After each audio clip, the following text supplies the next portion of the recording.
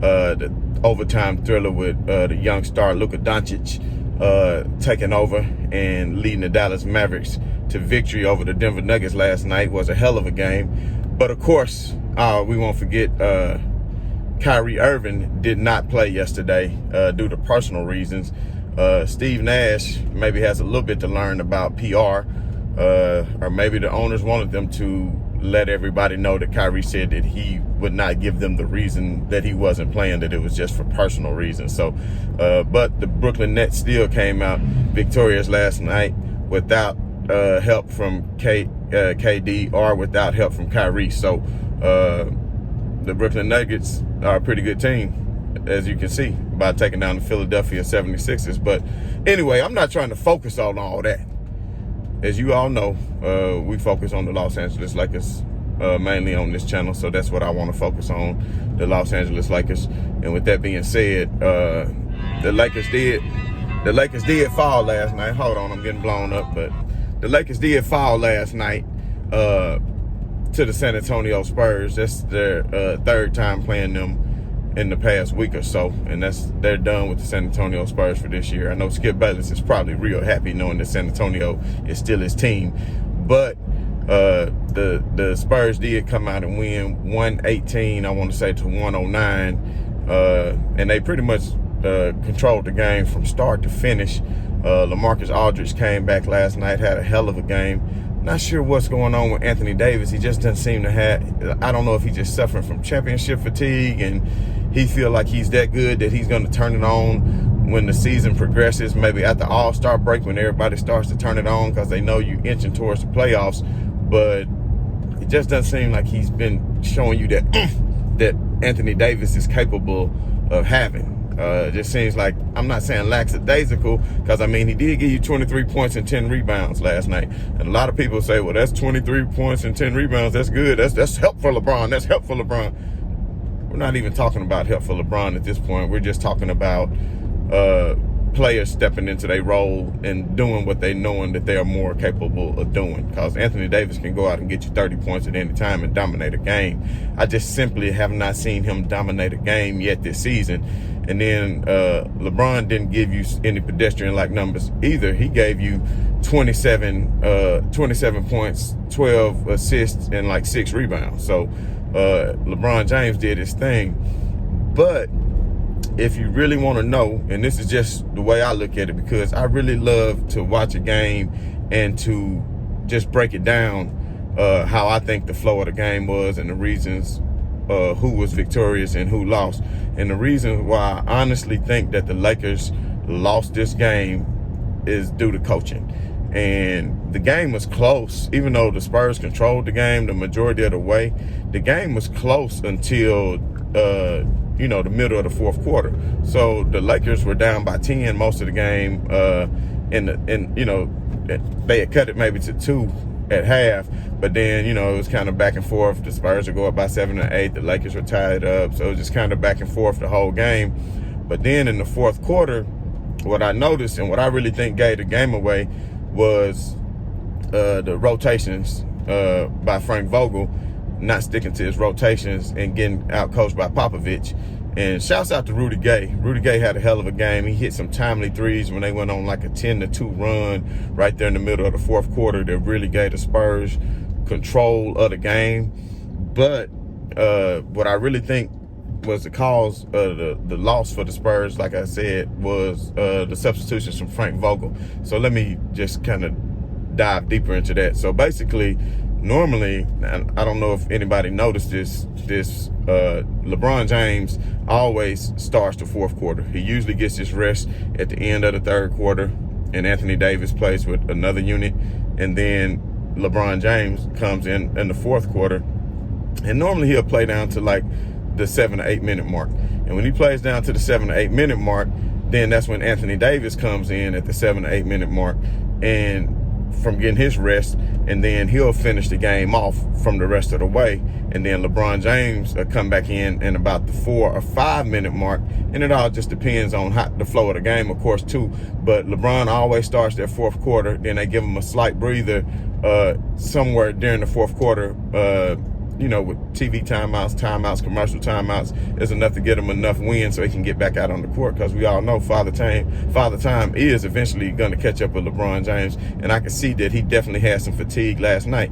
So this is the reason why I think that Frank Vogel got out coached. Basically, when LeBron James was playing at the start of that fourth quarter, everything was looking good. They started to get behind. Rudy Gay started to hit those timely three-point shots. Patty Mills was doing this thing. Shouts out to Dejounte Murray. Dejounte Murray is going to be a hell of a guard in this league.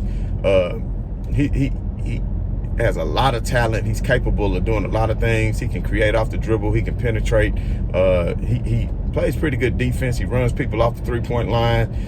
So Dejounte Murray was having a real good game. But the Spurs, when they went on this run, LaMarcus Aldridge wasn't even on the floor. He was on the bench, and the Spurs just went off. But focusing back on why I think Vogel lost the game for them. So LeBron James was actually shooting pretty good from the free throw line last night, and I was thinking, oh, okay, LeBron like 6 for 7 from the free throw line, had only missed one, was looking real good from the free throw line, but you could tell fatigue was starting to catch up to him.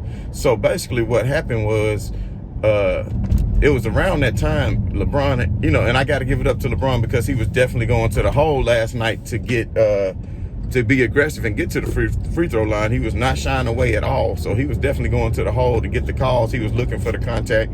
So, he had it in his mentality. And for a second, I started thinking, wow, look at LeBron. He must have found the new touch on these free throws, because he was 6 out of 6, or 7 out of 7 or whatever he was, maybe 6 out of 7 or whatever he was. But then that foul came right around the 8-minute mark, when he's going to the line, and Caruso was back last night, so the Lakers did get Caruso back, but of course, KCP got hurt, so it's like you get one back and you lose another, so you get a bench player back, but you lose a starter, so either way, but THT was looking good last night. I'm trying not to jump all over the place. So anyway, back to the main point is, when LeBron went to the line at that 8-minute mark to hit his free throws, as you can see, he was short. He missed 4 free throws in a row. So on the previous possession, he had got fouled.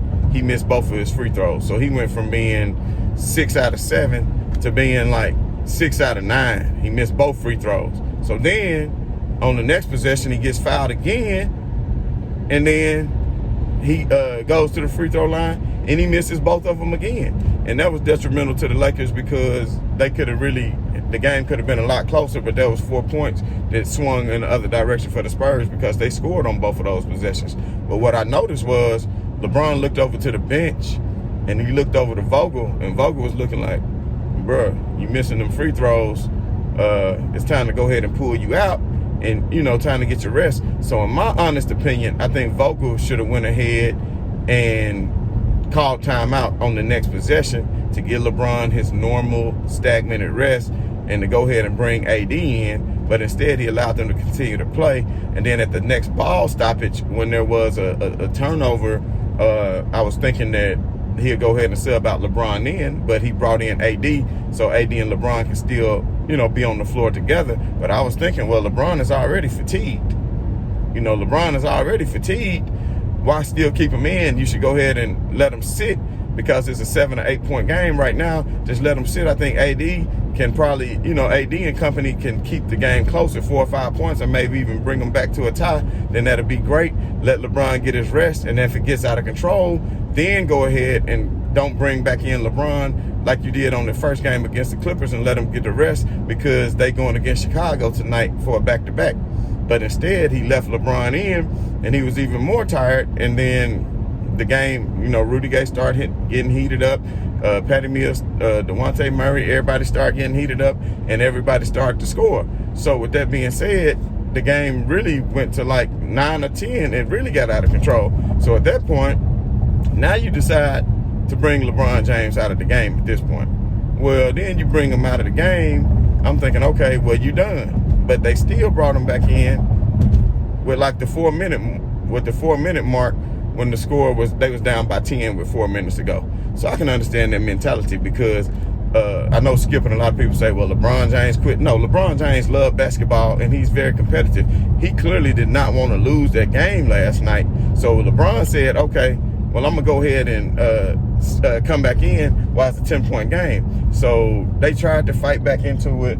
LeBron James, he came down and penetrated to the rim, and then he kicked it out to a wide open shot to Anthony Davis for a 3-pointer, which would have cut the game to 7. And the Spurs was missing all kind of shots, so they was giving the Lakers plenty of opportunities to get back into the game, but the Lakers just were not taking advantage of it. So when LeBron James kicked it back out to AD and he missed that 3-pointer, and the Spurs went back on the fast break, LeBron James immediately fouled the Spur just to go ahead and get all the starters out of the game, because at that point they was waving the white flag and giving up at that point, because they were just like, you know what, no need to keep trying to fight. Everybody tired. We got to play here tomorrow night against a young, scrappy Chicago team. We may as well just go ahead and stop now. So then they went ahead and cleared the starters out and brought in the bench. But in my honest opinion, I really think that another thing Vogel did too was call a challenge. And I don't know why LeBron called a challenge, because he dribbled off his foot.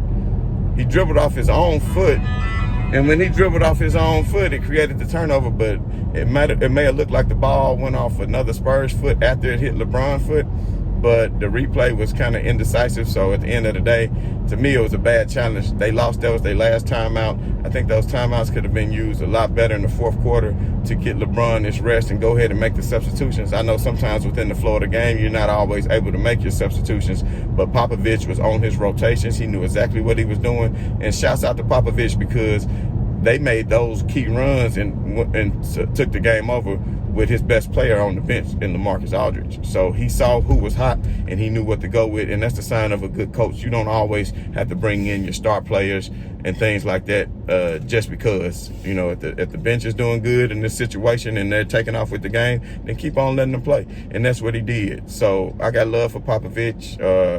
He's been a foe of LeBron for a long time, but I got hella respect for him. The Spurs, breaking that record of going to the playoffs 20 years in a row is a hell of an accomplishment. Them missing the playoffs for the first time last year was crazy. And, Popovich losing his wife and everything like that, just felt bad for him. So, I just want to give shouts out to Popovich, because he is probably, I would say, the best coach in the history of the game, even better than Phil Jackson, who had some hell of a players. And I won't say Popovich didn't have hell of a players, but he had a hell of a system too to make those players run. But anyway, the Lakers take on the Chicago Bulls tonight in a back-to-back. I don't feel like LeBron got the adequate rest he needed. I feel like they pushed him too much last night. I will say he did play 1 minute short of his season average last night, so it's not like they played him extra minutes or anything. I just feel like they did not stagger the minutes correctly. And I'm not taking anything away from the San Antonio Spurs. They had a hell of a game, and they won that game. So the Lakers fall. I believe that puts Phoenix Suns #1 in the West right now, but it's still a long season to go. So anyway, if you need news, notes, anything to do with the game, you want to have any kind of comments, then put your comments below on if you watched the game, how you felt. If you felt like LeBron was coaching the game over Vogel and was saying, no, I'm staying in, and maybe Vogel should have said, no, you got to come out. Maybe that's why Ty Lue, even though he wasn't an X's and O's coach, you had to respect what he was going to say. He didn't care about your emotion or what you were going to say or do. He ran the team like he ran the team when he was in Cleveland and coached LeBron. So if you feel that way, then leave your comments below. Either way, I appreciate the love. Everybody keep tuning in as the season progresses. Probably going to I'm thinking about maybe doing some playoff picks for the NFL this week. So this weekend, since we got wild card weekend coming up, but we'll see. But anyway, peace and much love to everybody. And I'm out. Right on to the real, and much love to y'all haters. I'm out.